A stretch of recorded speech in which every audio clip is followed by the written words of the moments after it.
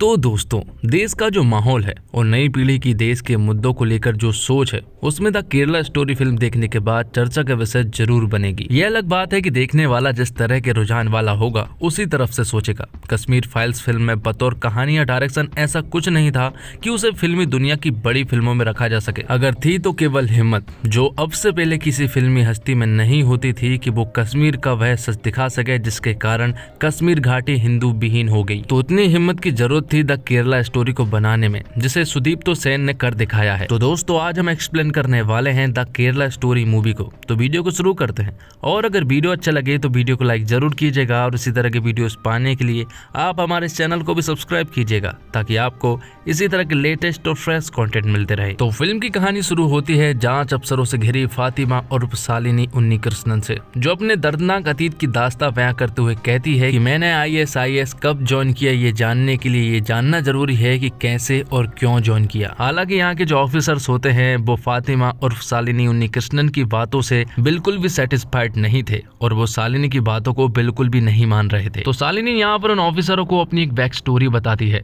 वो उनसे कहती है कि वो केरल में रहती है, जहाँ पर का उसका परिवार है। तो शालिनी के परिवार में उसकी माँ और दादी है, उसके पिता नहीं है, और शालिनी अपने छोटे से परिवार में बहुत ज्यादा खुश है। तो हाल ही में शालिनी की पढ़ाई कंप्लीट हुई है, और अब वो आगे नर्सिंग की पढ़ाई करना चाहती है, जहाँ पर कि उसके घर वाले भी परमिशन दे देते हैं। तब शालिनी केरल के कासरगोड में नर्सिंग स्कूल में एडमिशन ले लेती है, और वहाँ जाकर शालिनी की मुलाकात होती है उसके रूम की 4 रूम पार्टनर से, जिसमें गीतांजलि, नेहा और आसिफा थी। तो शालिनी और गीतांजलि हिंदू थे, वहीं नेहा कैथलिक थी और आसिफा मुस्लिम थी। तो शालिनी इनके साथ रूम शेयर करती है, और आगे चलकर इनकी दोस्ती गहरी हो जाती है। और यहाँ शालिनी, गीतांजलि और नेहा आसिफा के खौफनाक इरादों से पूरी तरह से नावाकिफ थे। दरअसल हमें शुरुआत में ही बता दिया जाता है कि आसिफा जो होती है वो अपने द्वारा इन लोगों का ब्रेन वॉश करवा कर मुस्लिम में परिवर्तन करना चाहती है। तो जब ये सारी गर्ल्स असेंबली में होती है तो हम देखते हैं कि अचानक एक आदमी मोबाइल से इनकी कुछ पिक्चर्स क्लिक कर रहा होता है, और साथ ही यहाँ पर आसिफा के साथ के कुछ लोगों को भी दिखाया जाता है जो कि लड़कियों का ब्रेन वॉश करके देश से बाहर भेजने का काम करते हैं।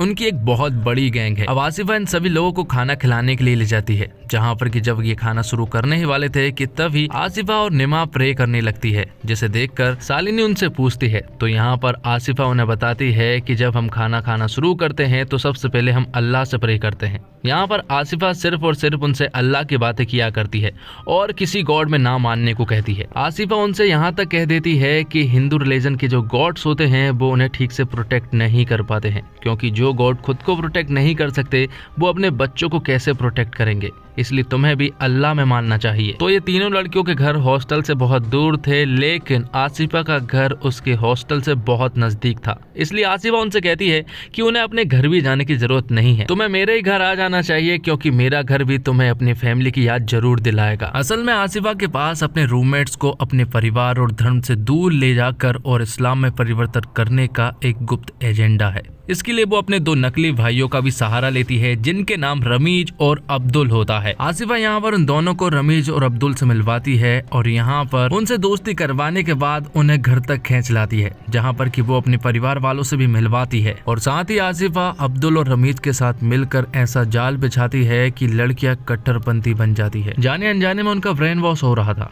लेकिन इस बात से वो पूरी तरह से अनजान थी। तो इसी स्टोरी के साथ एक और स्टोरी चलती है जो कि कई साल आगे की थी, जहाँ पर कि हम शालिनी को देखते हैं, जिसका नाम फातिमा है। उसका पति भी होता है, लेकिन उसका पति रमीज नहीं बल्कि इसाक नाम का आदमी है, और ये लोग अफगानिस्तान में हैं और ये सीरिया जाने की कोशिश कर रहे हैं। तो आखिर शालिनी के साथ ये सब कुछ कैसे हुआ ये हमें बाद में पता चलेगा। तो आगे हम देखते हैं कि फातिमा जैसे ही अपने पति के साथ अफगानिस्तान में एंट्री करती है तो वो वहाँ पर कई सारे कटे हुए सर और बॉडी को देखती है। ये देखकर उसे उल्टी आ जाती है, और यहाँ पर हमें ये बात भी मालूम चलती है कि दरअसल फातिमा प्रेग्नेंट है, और फातिमा का पति इसाक जो होता है वो अफगानिस्तान में रहकर मिलिटेंट की ट्रेनिंग ले रहा है, और जिस माहौल में वो रह रहे हैं वो माहौल इतना ज्यादा खराब है कि यहाँ पर लड़कियों को बुरी तरह से मार दिया जाता है। उनके लिपस्टिक लगाने पर भी लड़कियों को बुरी तरह से मार दिया जाता है, और अगर उन्होंने भागने की कोशिश की तो सभी के सामने उन्हें मार दिया जाता है। तो फातिमा प्रेग्नेंट है, हमें ये बात तो मालूम है, और साथ ही फातिमा और इसाक पति पत्नी है ये भी मालूम है। और यहाँ हमें ये बात भी मालूम चल जाती है कि फातिमा के पेट पेट में जो बच्चा है वो इसाक का नहीं है बल्कि किसी और का है। इसाक को मालूम है कि फातिमा प्रेग्नेंट है, इसके बावजूद वो उसके साथ जबरदस्ती करता है और उसका रेप करने की कोशिश करता है। ये सारी बात फातिमा प्रेजेंट में अपने कुछ ऑफिसरों को बता रही होती है, जिसके बाद कहानी फिर से फ्लैशबैक में पहुंच जाती है और आसिफा उन सभी लड़कियों को अपने रिलीजन की सारी चीजें सिखाने लगती है। और आसिफा के जो बॉस होते हैं वो आसिफा को चिल्लाते भी है, क्योंकि बहुत दिन हो गए थे और अभी तक वो तीनों लड़कियां उनके रिलीजन में कन्वर्ट नहीं हुई थी। तब आसिफा एक प्लान बनाती है और जब तीनों लड़कियां एक मॉल में गई थी तो वहां पर आसिफा कुछ लड़कों को भेज देती है और वो लड़के इन तीनों लड़कियों के साथ बदतमीजी करने लगते हैं और उनके बीच में फाइट भी हो जाती है, जिसमें कि ये सारे लड़के उन लड़कियों के कपड़े फाड़ने लगते हैं और मॉल में जितने भी लोग खड़े होते हैं वो बस चुपचाप देख रहे होते हैं। जिसके बाद ये तीनों लड़कियां रोते हुए घर पहुंचती है, जहां पर कि आसिफा उन्हें समझा रही होती है कि ये होना ही था क्योंकि तुमने हिजाब नहीं पहना था। कभी सुना है कि हिजाब वाली लड़कियों के साथ किन्हीं लड़कों ने बदतमीजी की हो? तो आसिफा की बातों से वो तीनों लड़कियां पिघल जाती है और अपने प्रोटेक्शन के खातिर हिजाब पहनना शुरू कर देती हैं। और हिजाब पहनने के बाद उन तीनों लड़कियों को सेफ फील तो हो रहा था, लेकिन आसिफा की प्लानिंग कुछ और ही थी। वो यहाँ पर उनको ऐसी ऐसी बातें बताती है कि उनका ब्रेन वॉश होना एकदम तय था। तो अब ये लड़कियां भी इस्लाम में मानने लगी थी। वहीं दूसरी तरफ गीतांजलि और अब्दुल का प्यार गहरा होता जा रहा था। ऐसा आज तक उन लड़कियों को कभी भी फील नहीं हुआ था, इसलिए वो लड़के जो भी कहते हैं उन्हें वो बात माननी ही पड़ती है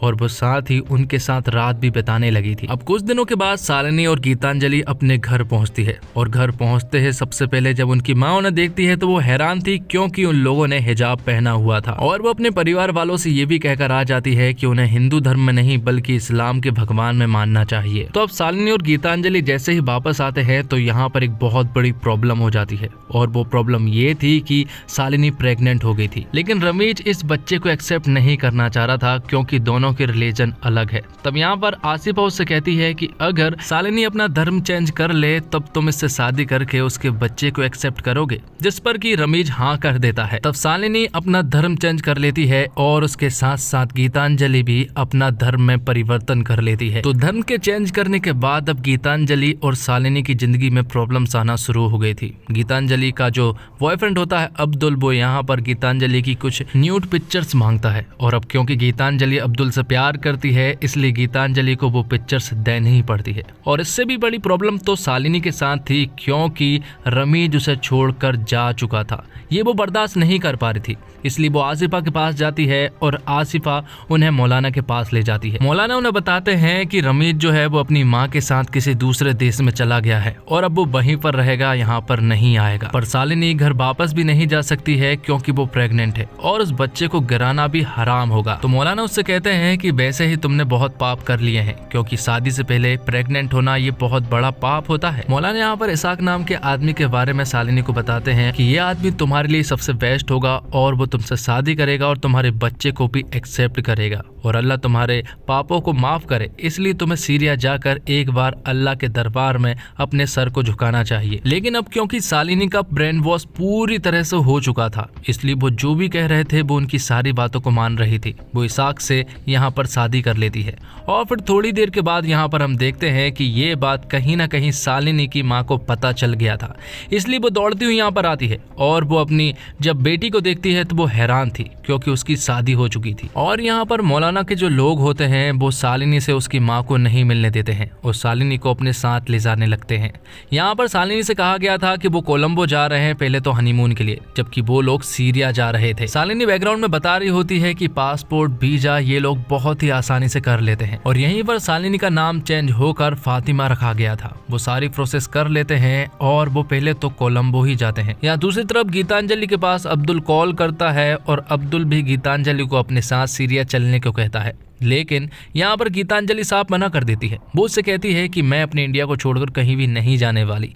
तब यहाँ पर अब्दुल गीतांजलि को ब्लैकमेल करते हुए कहता है कि तुम्हारी जो न्यूड पिक्चर्स मेरे पास है, अगर तुम मेरे साथ नहीं चली तो वो उन पिक्चर्स को वायरल कर देगा। अब गीतांजलि को धीरे धीरे समझ आने लगा था कि कहीं ना कहीं लोगों ने हमको फंसाया है, इसलिए वो अब्दुल से साफ मना कर देती है कि वो उसके साथ कहीं भी नहीं जाने वाली, उसे जो करना है कर ले। जिसके बाद गीतांजलि सब कुछ छोड़ छाड़ के अपने घर वापस आ चुकी थी। उसके घर वालों ने भी उसे एक्सेप्ट कर लिया था। लेकिन अब मौलाना और अब्दुल के लोगों को गीतांजलि की जरूरत नहीं थी, क्योंकि वो उनकी बात नहीं मान रही थी। इसलिए अब्दुल उसकी सारी पिक्चर्स को वायरल कर देता है। अब गीतांजलि के पास कोई और रास्ता नहीं था, इसलिए उसे सुसाइड करना पड़ता है। अब आगे हम देखते हैं निमा को, जो कि शालिनी की कैथलिक दोस्त होती है। वो शालिनी के पास कॉल करती है और उस समय शालिनी कोलंबो में थी। निमा शालिनी के पास कॉल करके सब कुछ बता देती है कि हम लोग एक ट्रैप में फंस चुके हैं। जो हमारे साथ हुआ था वो सब एक प्लानिंग थी और आसिफा ने हमारे साथ एक खेल रचा था और हम उस खेल में फंस चुके हैं। और निमा यहाँ पर उसे गीतांजलि के बारे में भी बता देती है कि उसने सुसाइड कर लिया है। तो अब निमा उसे अपने बारे में बताती है। वो उससे कहती है कि आसिफा ने मुझे एक लड़के से मिलवाया था। वो लोग एक डिनर पे गए थे, जहाँ पर कि उस लड़के ने मेरे ड्रिंक में बेहोशी की दवा मिला दी थी, जिसके बाद वो मुझे अपने घर ले गया और वहाँ जाकर कई सारे लोगों ने मेरे साथ दुष्कर्म किया। अब ये सारी बातें सुनने के बाद शालिनी पूरी तरह से डर गई थी। हालांकि उसे इसाक के ऊपर अभी भी थोड़ा थोड़ा विश्वास तो था, लेकिन जिस माहौल में वो थे वो माहौल बहुत ही ज्यादा खराब था।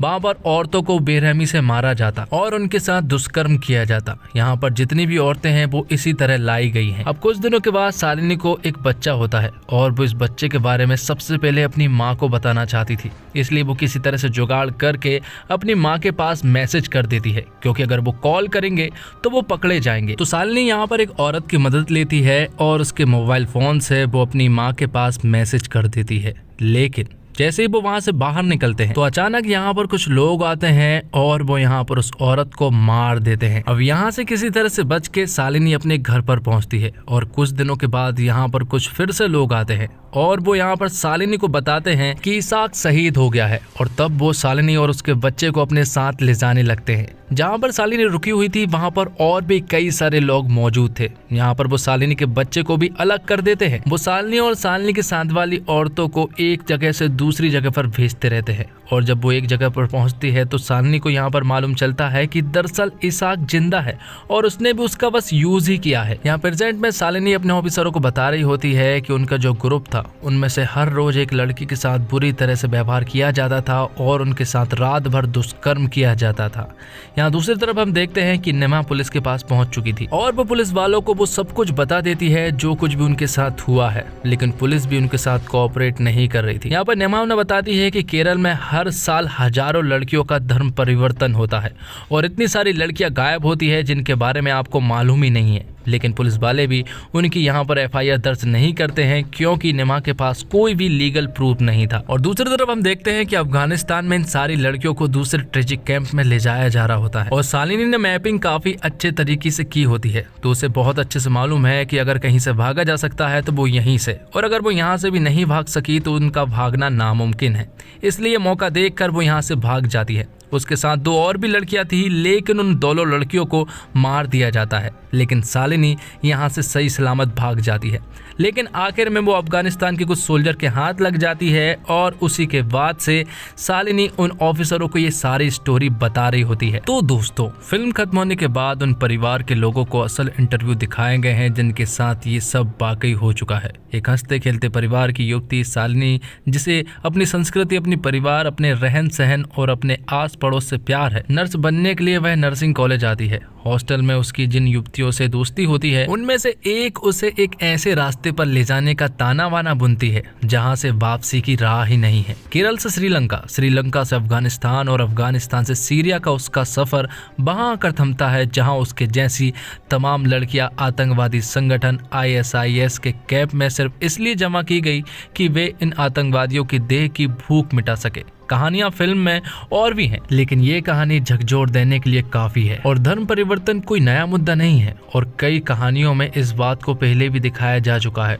कभी धर्म में छुपे शोषण ने लोगों को धर्म परिवर्तन के लिए मजबूर किया है, तो कभी जबरन भी धर्म परिवर्तन की घटनाएं लगातार सामने आती रहती है। बीते कुछ वर्षों में प्यार के चलते मजबूर कर धर्म परिवर्तन के सैकड़ों मामले सामने आए हैं, जिसे लव जिहाद का नाम दिया गया है। लेकिन साल 2016 से 2018 में केरल में ऐसे हैरान करने वाले कई मामले सामने आए हैं जिनमें लड़कियों को किसी न किसी वजह से इस्लाम अपनाने के लिए मजबूर किया गया और उन्हें इस्लामिक स्टेट यानी ISIS के लिए तैयार किया गया। सुदीप्तो सेन की द केरला स्टोरी केरल में घटी ऐसी ही सच्ची घटना पर आधारित कहानी है और फिल्म में लड़कियों की कहानी सच्ची है, इसलिए उनकी पहचान छुपाकर उनके बयान भी दिखाए गए, वरना बहुतों को कई बातें इस मूवी की आसानी से हजम नहीं होगी। कैसे हिंदू और ईसाई धर्म के देवताओं की बुराई करके इस्लाम के अल्लाह की तारीफ की जाती, कैसे खौफ दिखाकर मासूम लड़कियों को डराया जाता, कैसे उन पर हमला करवा कर ये साबित किया जाता कि तुमने हिजाब नहीं पहना था इसलिए ऐसा हुआ, कैसे हिंदू धर्म की लड़कियों को अपने ही धर्म ग्रंथों देवताओं की ज्ञान नहीं होता है, कैसे केरल में पुलिस और प्रशासन ऐसी शिकायतों पर ध्यान नहीं देता। इन सब को सुदीप्तो सेन ने न केवल बारीकी से बल्कि उससे भी ज्यादा हिम्मत के साथ इसे अपनी मूवी में पिरोया है। ऐसे में मूवी लव जिहाद जैसे एक ऐसे विषय की सच्चाई को दिखाती है जो अब तक धार्मिक आवरण के चलते दिखाने की कोई हिम्मत नहीं जुटा पा रहा था। उसे फिल्म के प्रोड्यूसर और क्रिएटिव डायरेक्टर विपुल अमृत शाह की मदद से सुदीप्तो सेन ने दिखाया, इसलिए आप चाहे इस साइड हो या उस साइड, फिल्म को देखना तो बनता है। फिल्म में कम्युनिटी हो या कट्टर इस्लामीवादियों पर कटाक्ष भरे कई डायलॉग्स का इस्तेमाल किया गया है जो राष्ट्रवादियों के सोशल मीडिया पेज पर जल्द नजर आ सकते हैं। और विवादों से बचने के लिए सुदीप्तो सेन ने न केवल फिल्म में असली पात्रों से मिलवाया बल्कि अपने आंकड़ों को कहां से लिया और जिन पर आरोप है वो कौन कौन है उनके बारे में भी इशारा किया। पर्दे पर लिखा आता है कि मूवी की नायिका शालिनी की असल जिंदगी में धोखा देने वाला अभी भी केरल के एक शहर के बीच बाजार में पिज्जा शॉप चला रहा है। तो हैरत भी होती है और यही वो हैरत है जो इस मूवी की नैया पार लगाने वाली है। अगर फिल्म के तौर पर देखा जाए तो ये फिल्म शानदार है। इसका एक एक सीन आप पर असर डालता है। जब फिल्म में लड़कियों के ब्रेन वॉश करने के डायलॉग आते हैं तो आप भी उन्हें सुनकर हिल जाएंगे। और फिल्म में एक भी फ्रेम ऐसा नहीं है जहां आप स्क्रीन से नजर हटा सकें। उन लड़कियों के परिवार पर क्या बीतती है, ये सीन जब आते हैं आपकी आंखें नम हो जाती हैं। कुल मिलाकर ये फिल्म आपको एक एक्सपीरियंस कराती है। उन लड़कियों की कहानी को आप थिएटर में बैठकर जीते हैं और महसूस करते हैं। और फिल्म के एंड में कुछ डाटा दिखाया जाता है जिनमें उन लोगों के इंटरव्यू के हिस्से हैं जिन पर यह सब बीता हुआ है। एक लड़की का चेहरा छिपाकर उसका वीडियो भी दिखाया जाता है, लेकिन डाटा कुछ ही लोगों का दिखाया जाता है और दावा 32,000 लड़कियों का है। इस दावे का असली सच तो अब मेकर्स ही बता सकते हैं। फिल्म में आदर्श शर्मा ने शालिनी उन्नीकृष्णन का किरदार निभाया है और उन्होंने बहुत ही शानदार एक्टिंग की है। आप भी उनके दर्द को अंदर तक महसूस करते हैं। और आदर्श शर्मा ने साउथ इंडियन एसेक्ट को बहुत जबरदस्त तरीके से पकड़ा है। इसके अलावा बाकी किरदार ने भी फिल्म में शानदार काम किया है। इसके अलावा सुदीप्तो सेन का डायरेक्शन भी परफेक्ट है। उन्होंने केरल के कॉलेज और ISIS की दुनिया को इस तरह से क्रिएट किया है कि आपको यकीन हो जाता है कि ये वही दुनिया है। हर चीज असली लगती है। और साथ ही फिल्म को वीरेश और विशाख ज्योति ने म्यूजिक दिया है जो बेहतरीन है। फिल्म के गाने और बैकग्राउंड स्कोर कहानी को शानदार तरीके से आगे ले जाते हैं और गाने के बोल ऐसे हैं जो आपका दिल छू ले जाते हैं। और इसी के साथ ये एक्सप्लेनेशन यहीं पर खत्म होता है। उम्मीद करता हूं दोस्तों आपको वीडियो पसंद आई होगी और वीडियो में टिप्पणी जरूर करें। कमेंट्स बॉक्स में जाएं और अपनी राय जरूर लिखें कि आप इस फिल्म को देखने के बाद क्या महसूस करते हैं। और मेरे हिसाब से आपको ये फिल्म थिएटर में ही देखनी चाहिए, क्योंकि जब आप इस फिल्म को थिएटर में देखेंगे तो आप वो फीलिंग को महसूस कर पाएंगे, उनके दर्द को साफ साफ देख पाएंगे। एक्सप्लेनेशन में बस आपको स्टोरी बता सकता हूँ, फील नहीं करा सकता। लेकिन जो मेरे भाई बहन थिएटर नहीं जा सकते उनके लिए एक्सप्लेनेशन वीडियो है और उन्हें फील कराने की कोशिश की गई है। तो उम्मीद करता हूँ आपको वीडियो पसंद आई होगी। वीडियो पसंद आई हो तो वीडियो को लाइक जरूर कीजिएगा और चैनल को भी जरूर सब्सक्राइब कीजिएगा ताकि आपको इसी तरह के लेटेस्ट और फ्रेश कंटेंट मिलते रहे। धन्यवाद। जय हिंद, जय भारत, जय श्री राम।